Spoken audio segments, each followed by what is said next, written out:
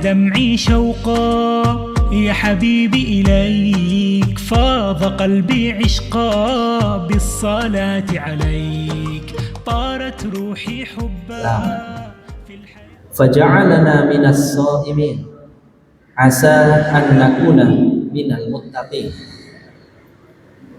أشهد أن لا إله إلا الله وأشهد أن محمدا عبده ورسوله لا نبي ولا رسول بعده أما بعد.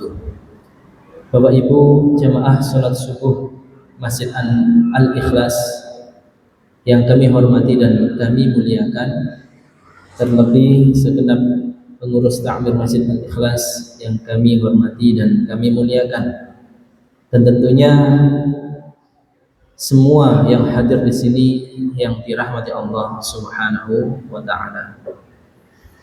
Pertama, kita bersyukur atas segala nikmat Allah.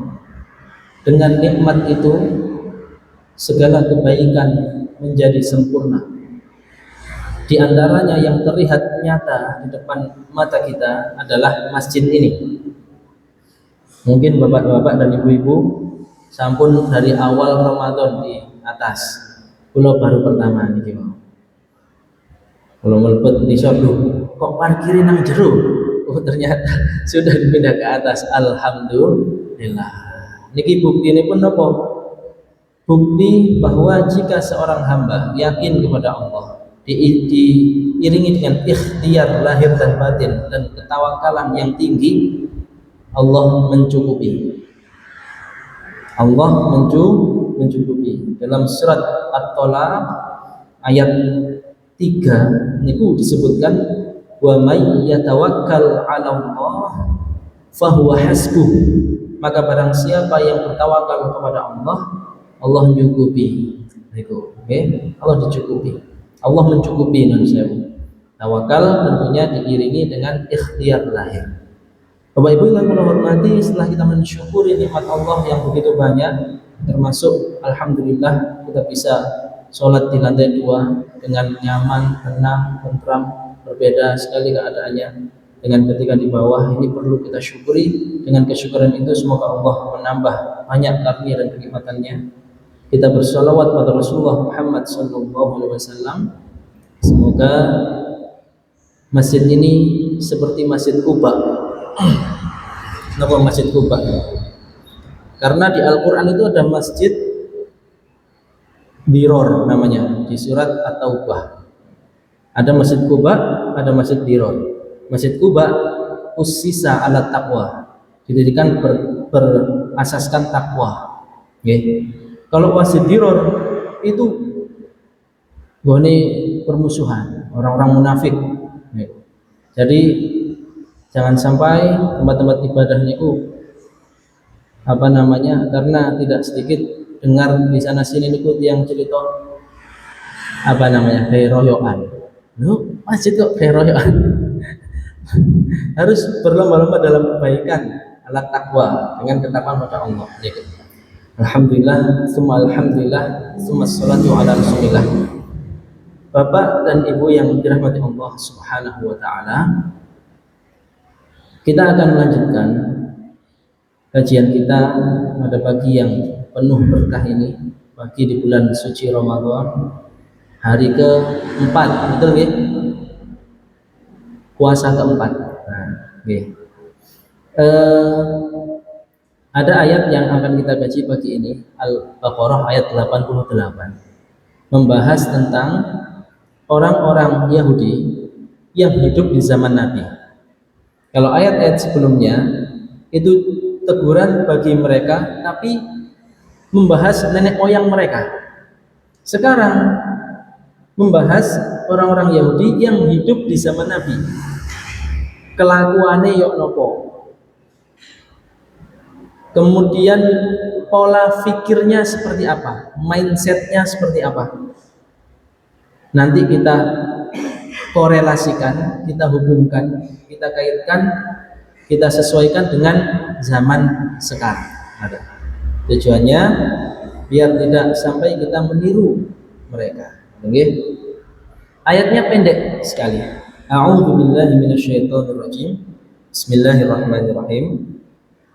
Wa qalu qulubuna gulf bal la'anahumullahu bikufrihim faqalilam ma yu'minun. Sudah, nikmawan ayatnya, pendek sekali, yang artinya, dan mereka berkata, mereka yang dimaksud adalah orang-orang Yahudi al-mu'asirin, yang hidup satu masa, ingkang menangi, kalau dalam bahasa Jawa menangi, ulang ya mensurah kok menangi niku ya apa maksudnya? Menangi menangi Nabi. Mereka berkata apa? Qulubuna gulf, hati kami tertutup. Nanti kita akan kaji maksud hati kami tertutup ini apa. Ngerti ya? Kemudian Allah menegaskan, bal la'anahumullahu bikufrihim. Tidak, Allah telah melaknat mereka itu karena keingkaran mereka. Faqalilam ma yu'minun. Tapi sedikit sekali mereka yang beriman. Berarti ada klarifikasi dari Allah Subhanahu wa taala. Di ayat ini diberitahu orang-orang Yahudi di zaman Nabi ketika diserukan untuk masuk Islam, untuk beriman pada Rasulullah Muhammad SAW dan kenabiannya, mereka tidak mau menerima dengan alasan hati kami telah tertutup. Nah, dalam tafsirnya kita kaji apa maksud tertutup itu. Kemudian Allah Subhanahu wa taala menegaskan, mengklarifikasi, meluruskan ungkapan itu. Tidak tertutup asline ngaten. Bal la'anahumullah. Akan tapi Allah pun kadung melaknat mereka. Bikufrihim, karena kekufuran mereka. Berarti kekufuran bisa menyebabkan hati dilaknat Allah sehingga tidak bisa menerima kebenaran lagi. Nah, nanti kita rinci lebih jauh nanti. Ngaten nggih? Faqalilam ma yu'minun, sehingga sedikit di antara mereka yang beriman. Sedikit di antara orang-orang Yahudi nggih yang beriman. Artinya apa? Ada yang hatinya tidak dilaknat oleh Allah sehingga menerima agama Islam. Dan Bismillahirrahmanirrahim. Thumma akhbara ta'ala 'anil yahudil mu'asirin lin nabiy sallallahu alaihi wasallam wa bayyana dhalalahum fi iqtida'ihim bil aslaf. Pada ayat-ayat ini, tapi yang kita bahas satu dulu, nanti tinggali waktu. Pada ayat-ayat yang akan datang ini Allah memberitahu perihal orang-orang Yahudi al-mu'asirin yang semasa dengan Nabi Muhammad SAW, wa bayyana, dan Allah Subhanahu wa taala menjelaskan dhalalahum, kesesatan mereka, fi iqtida'ihim bil aslaf, karena mengikuti nenek moyang mereka tanpa mau melihat kebenaran dengan mata batin dan akal pikiran. Derek wis jarene mbah-mbah biyen ngono ya ngono. Nah, ini bahaya. Nggih, bahaya. Jadi kalau dikasih tahu yang benar seperti ini, terus tiba-tiba menolak dengan keras dengan alasan sejak merubah caranya mbah-mbah biyen ngono. Nah, ini bahaya. Apalagi kalau bertentangan dengan ajaran agama Islam dan secara akal logika boten saged dinalar. Nah, nggih. Wa qalu qulubuna gulf. Dan mereka berkata, orang-orang Yahudi, hati kami tertutup. Maksudnya pun tertutup ya apa? Ai fi akinnatin la tafqahu wa la ta'i ma taquluhu ya Muhammad. Fi akinnah. Akinnah niku nggih kayak napa nggih? Seperti ini, dan sewu kepres niki. Gelas air mineral ini supun kepres. Tidak bisa keluar, tidak bisa juga kita masukkan air ke dalamnya. Niki akinnah, gulf, tertutup. Botol yang kita tertutup, kalau kita tutup rapat botol, air tidak bisa keluar. Nggih. Air baru tidak bisa kita masukkan. Penutup, sehingga kesesatan tetap berada di dalam, kebenaran tidak bisa masuk. La tafqahu wa la ta'ima taquluhu ya Muhammad. Ini klaim mereka, pengakuan mereka. La tafqah, hati kami nggak bisa memahami yang kamu sampaikan wahai Muhammad. wala ta'i, tidak bisa juga menyadari apa yang kamu serukan itu. Wis talah, bahasa kasar ngeten. Setelah ngomong apa sih, gak percaya belas. Nah, ngeten. Kamu bilang apa saja, gak percaya. Ya. Hati kami sudah tertutup, sudah penuh dengan ilmu, sudah benar yang kami yakini ini. Sudah, jangan berusaha nutur-nuturi. Nah, ini kan kalau zaman now, zaman sekarang bisa dikatakan sebagian apa ngoten Ibu? Bisa dikatakan fanatisme, ya. Yaitu sikap sombong, tertutupnya hati, tidak mau menerima kebenaran, tidak mau mencerna kebenaran. Karena apa? Sebabnya adalah hawa nafsu dan fanatisme. Fanatik golongan. Orang Yahudi golongan. Mereka fanatik dengan apa yang mereka yakini. Dituduhi napa mawon nggih mboten saged. Diberitahu bahwa membunuh orang itu perbuatan keji. Oh, nggak bisa. Mereka punya keyakinan sendiri bahwa itu amal soleh, bahwa itu kebenaran. Membantai orang yang di Palestina itu yang terbaru, orang sholat di masjid berdiri, itu di Masya Allah dibantai, padahal di masjid ya. Itu bagi mereka kebenaran. Benar. Ini bukan berarti mereka tidak bisa memahami, tidak bisa mendengar sesuatu yang benar. Akan tetapi Allah sudah melaknat mereka. Saking boten napa nih? Boten mau berubah, tidak mau mendengarkan. Beda. Mau mendengarkan dengan tidak mau mendengarkan itu beda. Mau mencerna dengan tidak mau mencerna itu beda. Dengar dengan mendengarkan itu berbeda. Mireng kali mirengaken itu berbeda.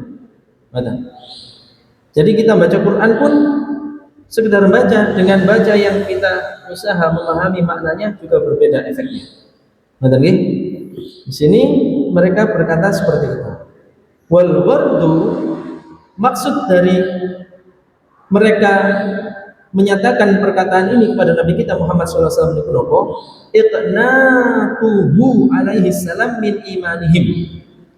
Mencoba untuk membuat Nabi kita SAW itu putus asa, atau supados Nabi Muhammad SAW tidak banyak bicara lagi kepada mereka. Istana, kalau gunane nggak akan kami itu beriman kepada yang kamu sampaikan. Nah ini kalau kita misal tweet yang memberitahu seseorang tentang kebenaran sudah berulang kali, pancet mohon boten purun, itu bukan berarti dia tidak paham yang kita sampaikan, tapi mungkin sudah berkadung hawa nafsu dan fanatismenya terlalu kuat sehingga boten purun nampi.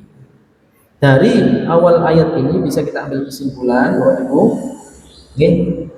kita diperingatkan supaya tidak merasa cukup dengan ilmu kita saat ini.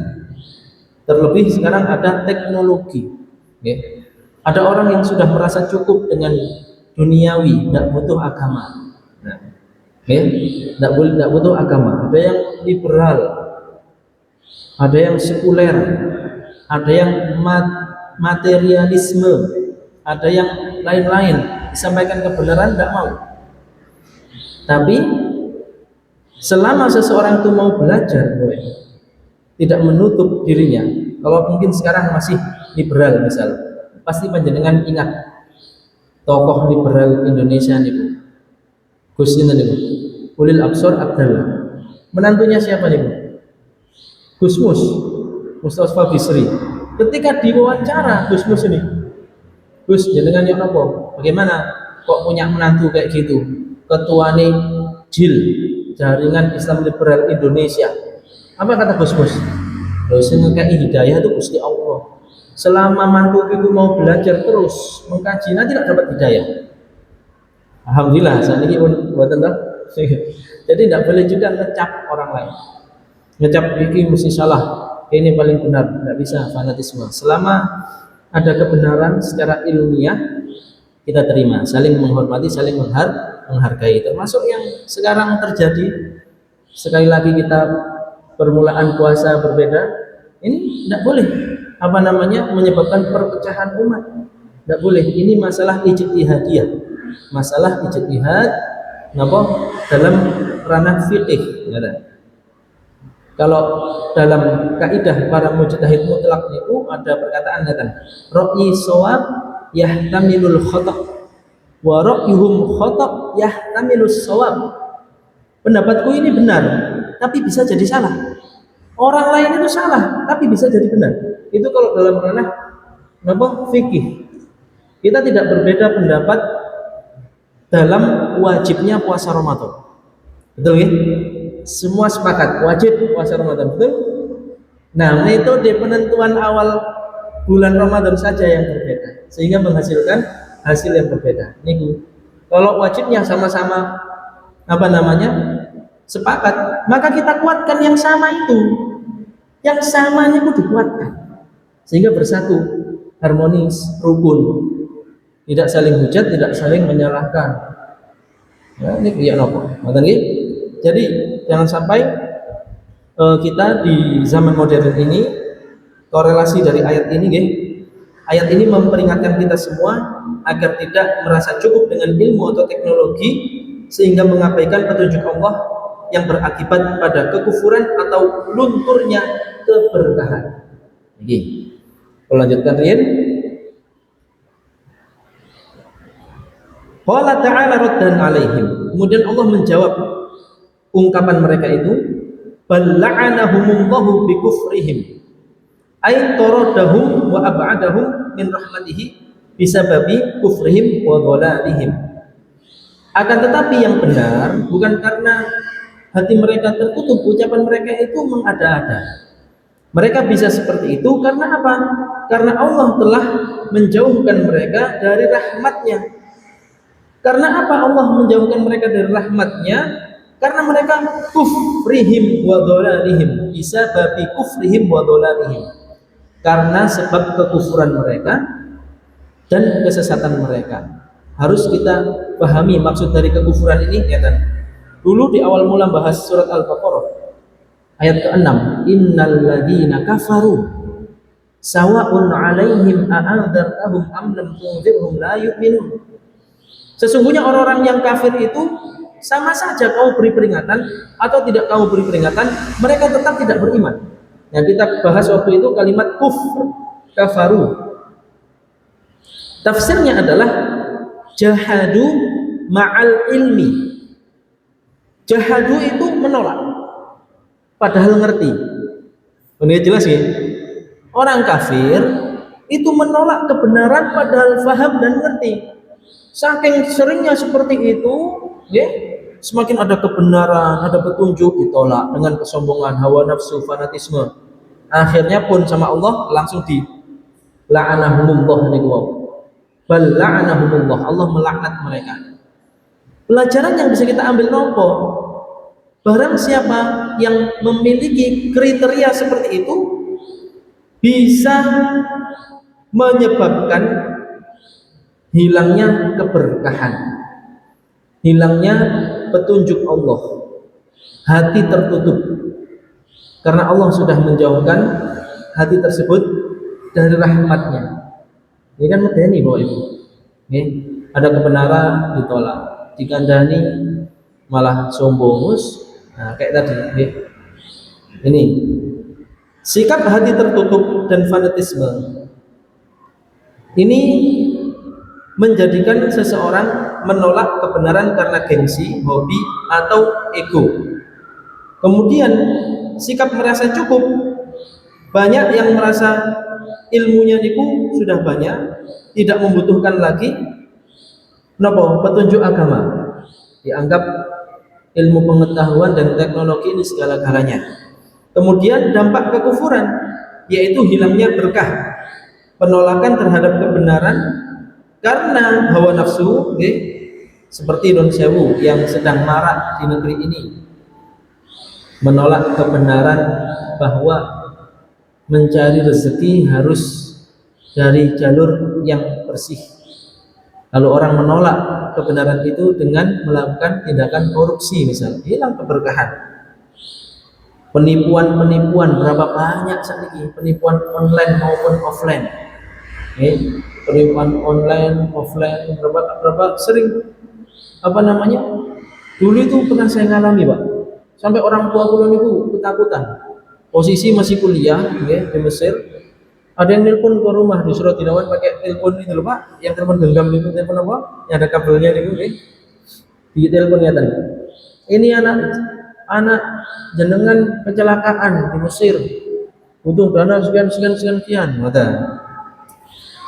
pinter orangnya ini mengambil waktu yang mana di Mesir masih dini hari, kan terpaut 5 jam, jadi pagi-pagi di ini orang tua kaget bobo kabeh, mintanya berapa puluh juta untuk pengobatan dan sebagainya. Bapak ibu pulau akhirnya lemes waktu itu ceritanya. Kemudian ke mbak-mbak saya, tolong duk dapat orang Furqan teman tak ibu. Untung ada waktu itu ada namanya Yahoo Messenger, ada juga Facebook itu. Ditanya pulau, nah kulo jam sak ngoten nggih, belum bangun masih jam 2 dini hari. Akhirnya dengan izin Allah jam 3 lebih itu moro-moro terbangun kaget kulo. Oh wah iki telepon bolak-balik message di pesan di Facebook banyak sekali. Langsung kulo telepon. Aku lho nek kene cek nasangi turung subuh cek 2 jam kas kata. Gak apa-apa Dedek aku, gak apa-apa. Nah itu berarti orang ada yang napa niku? Menolak, tidak mau mencari sesuatu sesuai jalur yang ditetapkan oleh Allah. Berusaha mencari rezeki dari cara yang tidak halal, menipu orang.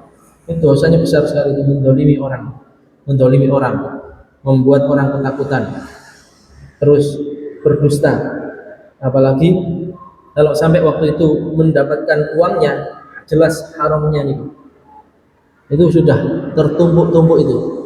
Apakah orang itu tidak ngerti? Ngerti insya Allah, tapi kenapa tetap melakukannya? Ini jawabannya ayat ini sama seperti orang Yahudi dituturi pancet mau. Lama-lama karena saking bandelnya, saking hatinya niku boten purun ditambal berpikir, merenung, memahami, masisan kali Allah dicabut keberkahannya pun boten semrat malih pun dising bener pun dising salah. Nah, momen di bulan Ramadan ini kita manfaatkan puasa kita ini mensucikan jiwa. Puasa niku nun sewu mengajarkan satu paling utama ketakwaan yang menghadirkan kejujuran. Nun sewu Pak, niki misal melebet ruang takmir lagi minum, tidak ada yang tahu Pak. Hanya Allah yang tahu dan pelakunya. Tapi kita sebagai orang berpuasa gak akan melakukannya, takut. Bahkan kalau kita wudhu, kumur-kumur, meskipun samping kita banyak orang, kita kumur-kumur, dilek loh buatan ketoro. Sinten sing ningali, boten enten. Nah, tapi apa kita melakukannya? Misal di sholat duhur, awan-awan panas-panas, dahaga sekali. Terus pas kumur, apa-apa kelelep boten ketoro. Tapi tidak kita lakukan. Kenapa? Karena bertakwa niku. Nah, ini sebagai bekal di luar Ramadan. Kalau air saja satu tetes tidak kita masukkan ke dalam tubuh kita melalui mulut kita ini, apalagi hal-hal yang lebih haram dari itu di luar Ramadan nanti. Okay? Kemudian faqalilam ma yu'minun, ay faqalilun man yu'minu minhum. Oleh karena hal tersebut yang kita bahas tadi, sedikit sekali di antara mereka yang beriman. Berarti Allah tetap menghargai orang-orang Yahudi yang beriman. Seperti halnya Abdullah bin Salam. Abdullah bin Salam ini dulu pembesar Yahudi di Madinah. Ketika Rasulullah baru hijrah tiba di Madinah, Abdullah bin Salam ini penasaran.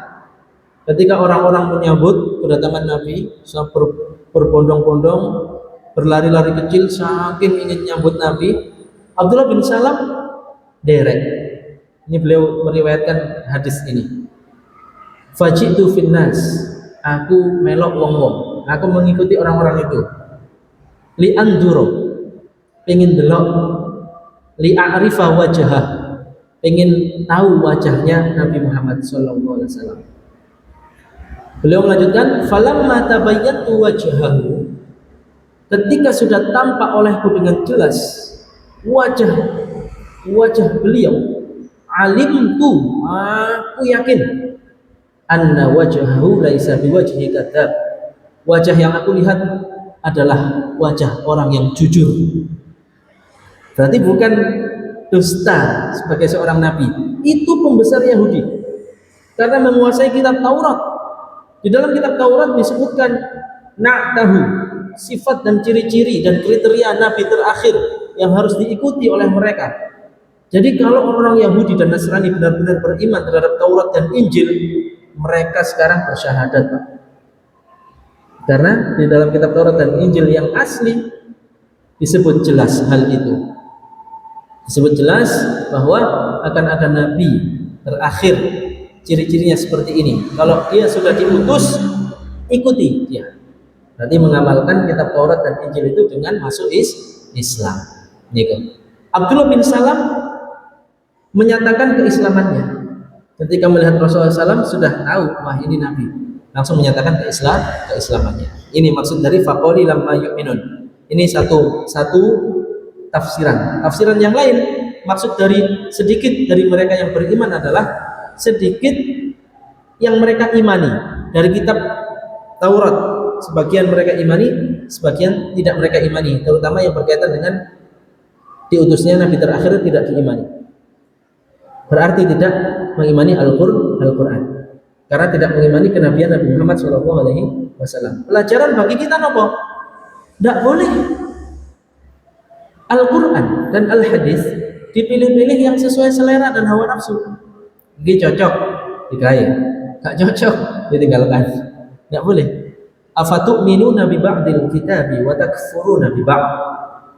Adakah engkau beriman kepada sebagian Alkitab lalu kufur dan mendustakan sebagian lainnya?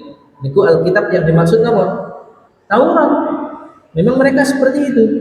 Ayat-ayat yang cocok dengan mereka dia ambil, yang nggak cocok mereka tinggalkan, bahkan dirubah.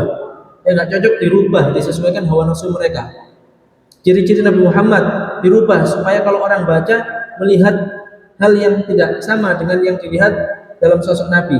Misalnya Nabi Muhammad SAW tinggi badannya sekian, rambutnya seperti apa, dirubah sehingga ketika ada orang awam dibacakan lalu melihat Nabi Muhammad, loh gak bodoh, gak sama yang ada di Taurat. Nah itu mereka tidak boleh. Maka kita di dalam kitab suci Al-Quran ini harus sempurna, kafah. Au yu'minuna imanan qalilan wa huwa imanuhum bi ba'dil kitabi wa kufrihim bi ba'dil akhar. Ini yang sudah kita jelas, yang kita belajar di bawah sudah kami jelaskan. Mereka beriman dengan iman yang sedikit, yaitu iman kepada sebagian Alkitab dan kufur pada sebagian yang lain. Kemudian sebagai pamungkas, peringatan ayat ini juga mengandung peringatan atas hawa nafsu, yaitu bahwa hati yang tertutup oleh dengki dan hawa nafsu menghalangi manusia menerima kebenaran. Secara ringkas, ayat ini mengajak manusia untuk membuka hati terhadap kebenaran, membuang kesombongan intelektual, dan menghindari sikap fanatik yang membutakan mata hati. Kemudian